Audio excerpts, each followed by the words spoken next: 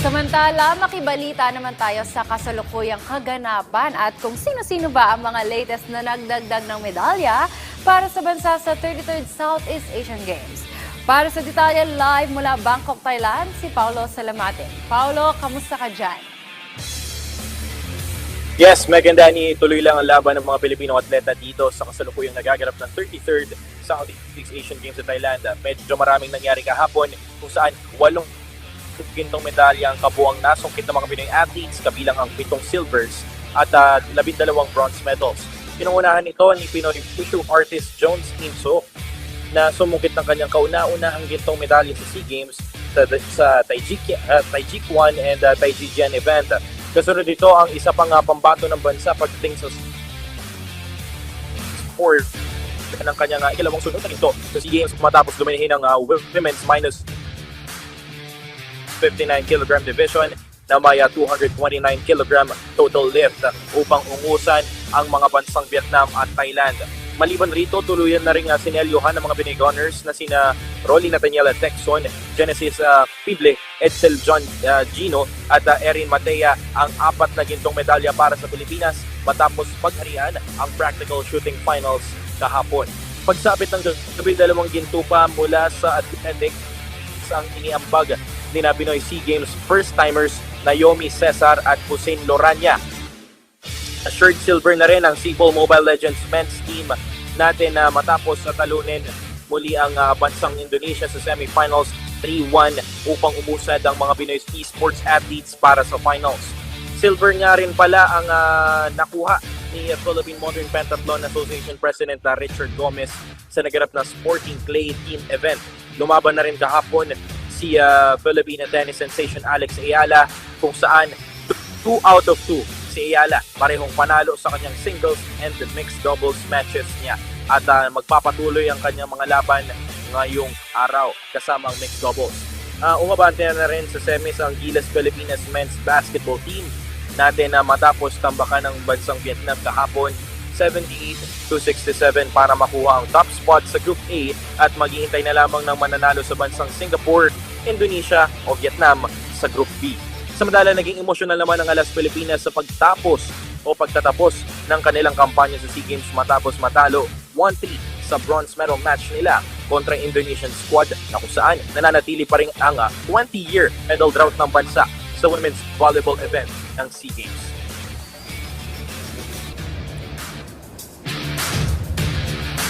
Hello, Paolo. Yes, Paolo, tanong ko lang, no, si Elrin Ando got gold dito sa women's 63 kilograms niya sa weightlifting. Nakausap mo ba siya sa kanyang desisyon kung bakit dumiretso siya sa 123 kilograms lift at opt out yung option na mag 120 kilograms muna kahit na malaki pa rin yung chance niya na maginto if nag 120 kilograms siya? What was her strategy at ano yung level of confidence niya sa mga moments na yon? Yes, Meg, nakausap natin mula sa POC Media Pool si Elrin Ando patungkol dyan. Sabi nila at ng coach niya, sinigurado talaga nila yung chance natin for gold medal. Dahil baka matambakan pa sa numero ng buhat ng mga kalaban niya if ever na mag 120 kg lang bubuhatin niya. Pero actually, sapat na yun. Sinigurado lang talaga nila. First attempt niya, Paolo, was unsuccessful. Na-pressure ba siya noon at inisip niya na wrong decision siya? At what happened during those moments? Alam naman natin, si Ando sanay na sa mga ganitong klaseng torneo, lalo na sa mga iba pang malalaking tournaments. So after ng first attempt niya, hindi na bago sa kanya yun, but she still manages to keep her composure at yun ang naging dahilan para makuha niya ang gold medal para sa bansa. Dagdag ko lang, Paolo, ano yung naging reaction niya matapos niya masungkit itong gintong medalya sa 63 kilograms? At meron bang mensahe sa kanya ang ating Olympic gold medalist na si Hidilyn Diaz after that momentous win? Yes, tulad lang ng mga atleta natin na kapag nakakuha ng gintong medalya talagang inaalay nila ito para sa bansa at natutuwa siya sa kanyang gold medal finish dito sa 33rd Southeast Asian Games dahil malaking bagay ito sa kanya at lalong-lalo na itong kasama niya si Olympic gold medalist natin si Heidelin Diaz, no.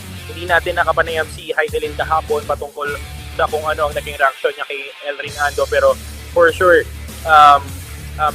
proud ito ang kanyang ate Heidelin para sa kanya. Paolo, ayan, lipat naman tayo sa tennis. How does it feel na mapanood live ang ating Filipino tennis sensation Alex Ayala? Kamusta ang kanyang naging performance at laro? Yes, dominante yung naging performance ni Ayala kahapon, ano, talagang malayo yung score, no, talagang straight sets yung kanyang naging resulta laban doon sa mga nakalaban niya, lalong-lalo doon sa opening match niya sa singles. And then after nung bandang hapon na doon sa mixed doubles, talagang dinomina rin nila. Hindi sila nahirapan, ano, napakaganda ng performance nila. And I think malaki yung naging exposure niya or naging experience niya doon sa mga sinalihan niyang WTA events this year. Paolo, assured bronze na si Alex Ayala, no, for both singles and doubles, if I'm not mistaken. Yes, Miss Meg. Assured bronze na tayo. Pasok na sila sa semifinals, dalawang events sila dun sa singles and mixed doubles. Pero lipat naman ako sa wushu. Jones Inso nag-deliver ng gold para sa ating bansa. This is his third SEA Games appearance but first time to win gold. Ano yung reaction niya na nakamit niya itong gintong medalya this time around? At ano ba yung naging difference ng performance niya this edition compared to the previous SEA Games edition? Alam mo, Meg, talagang makikita natin yung maturity dun sa performance niya this year, no? Talagang kasi nakasama rin natin siya doon sa naganap na 2025 World Games sa Chengdu, China noong nakarang Agosto. Makikita natin doon nakakuha siya ng sapat na exposure, nakakuha siya ng magandang exposure, ng experience. So lahat yun ginamit niya para dito sa naganap na finals match niya sa Southeast Asian Games. So ayun, malaking bagay yung mga exposure na pinagdaanan niya throughout the year papunta dito sa SEA Games. Paolo, ito naman, pagdating naman sa basketball, syempre pasok na ang Gilas Pilipinas. Kamusta bang naging laban nila kontra Vietnam? Yes, maraming mga Filipino fans ang nanood doon sa laban ng Gilas kahapon. And nakita natin talagang tambak, yung tinambakan talaga ng Gilas Pilipinas men's natin itong bansang Vietnam. And yun nga, maraming nagpo-protesta dahil dun sa mga players natin na mga sinasabing fake Filipino daw ang mga players natin dahil karamihan sa kanila ay mga half Filipinos lamang, pero yun nga, pinaglalaban natin na talagang sila ay naturalized player and talagang sila ay may dugong Filipino. Hindi ko nga malaman, Paolo, kung bakit sila nagsasabi niyan because pumasa naman sa standards ng Thailand Organizing Committee ang ating mga players. But at the same time, gusto ko rin makuha yung thoughts mo kasi sabi ni Coach Norman Black, bagamat nanalo tayo sa mga laban against Malaysia and Vietnam, it was a slow start for the Gilas Pilipinas. Ano ba yung magiging adjustments nila this time around since sabi nga ni Coach Norman Black, bagamat nanalo tayo, yung adjustments usually happen sa second quarter pa. Gusto niya strong start. Yes, nakausap natin si Coach Norman Black kahapon nung kasama ng POC. Yun nga, ang game plan kasi talaga is strong start para sa Gilas Pilipinas dahil ayaw na nilang yun nga, kasi bansang Vietnam talagang bumabawi ang bandang second quarter hanggang second half, At nakita natin yung panimula ng Gilas, talagang slow start niya, katulad ng sinabi mo.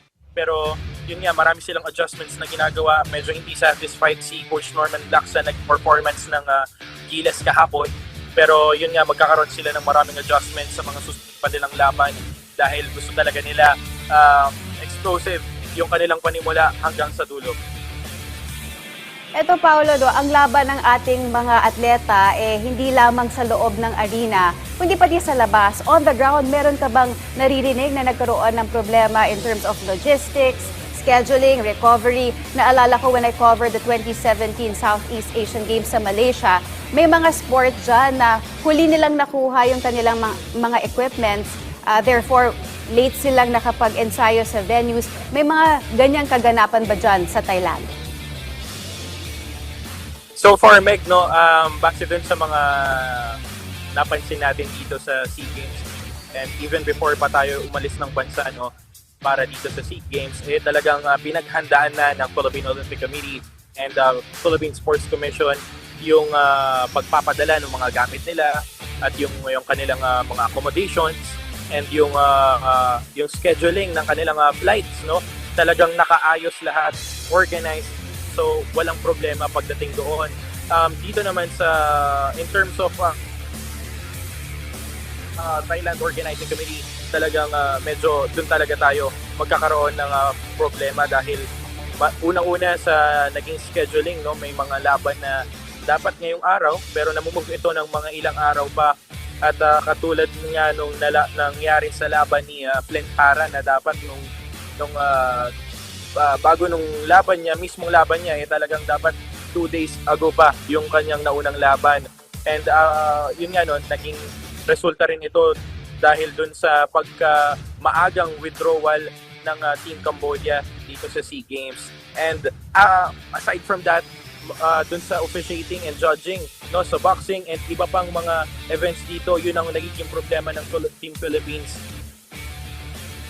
Tama ka, Paolo. Napansin ko nga, very smooth sailing ngayon, no?